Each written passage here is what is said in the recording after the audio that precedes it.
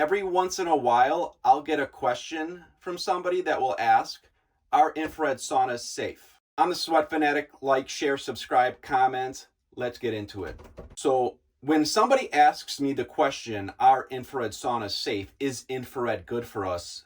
The first thing I think of is, okay, they haven't done much research or they don't know very much about this topic. And when you think about infrared, a lot of people will think, oh, what is it? Is it heats us up from the inside out? There's other things that I've heard of that aren't good for us that do that, and so forth. Infrared is just radiant heat. That is all it is. And it's like standing out in the sun on a colder day where you feel heat and you are warm. However, it's a brisk day and you're thinking, I should be a lot colder than I really am because it's cold out, but yet I am warm. And that's because the sun is heating you up with radiant heat. So that is all infrared is. Now, the other question comes into mind is, well, they say we shouldn't be out in the sun too long. Well, yeah, because that's ultraviolet radiation, microwaves, x-rays, gamma rays, any type of rays that they say is not the best for us. There is nothing of that sort in an infrared sauna. Whether you buy a cheap one, buy an expensive one, you're not exposed to that. That's not a concern. So it is only good things and good healing things from infrared. Now, what the question comes into is the materials. What are the materials made out of? And if you've been doing some research, you're going to come across the terms of EMFs, electromagnetic fields. And people will get confused and think that this is specific to infrared. However, it is not specific to infrared. Anything with electricity, anything with power going to it puts off electromagnetic fields or electric fields. And a hot rock sauna electric with 240 volts does have EMFs and electric fields going off of it.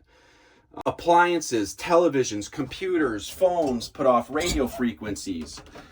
So we are exposed to that stuff all day long. And if you're shopping for a sauna and you're shopping for something to improve our health and wellness, you don't necessarily want to be exposed to any of that. Now, is it really that harmful? The question is out there. Not really, but hey, you know what? Let's just not expose us to it. So when you're shopping for a sauna, look for third-party testing. You want the company to be able to produce a report where a third party comes out and tests the entire sauna setup all over the place to make sure it's low electromagnetic fields and it's a low electric fields. Now you got the question of what is high, what is low. Well, it's a subjective term. There's no really hard regulatory agency that comes across, government agency that says, hey, that's high and that's low. It's not a number that you cross the number and all of a sudden it becomes bad for you or good for you. It's a range, it's always fluctuating, and you get a lot of influencers that will say, hey, it has to be this. Well, you're a social media influencer.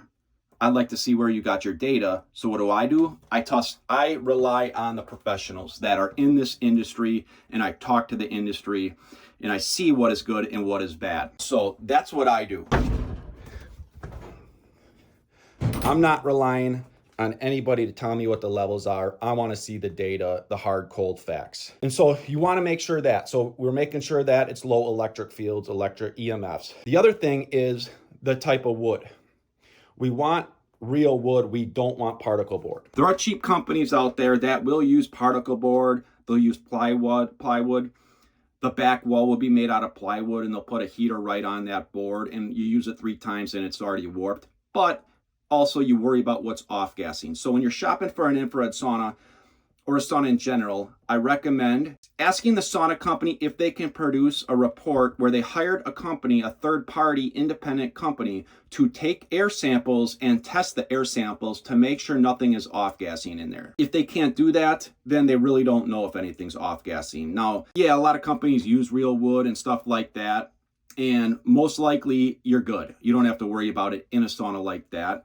However, you never know. So what do? There's only one way to know for sure, and that's to measure it. So you have a company test it.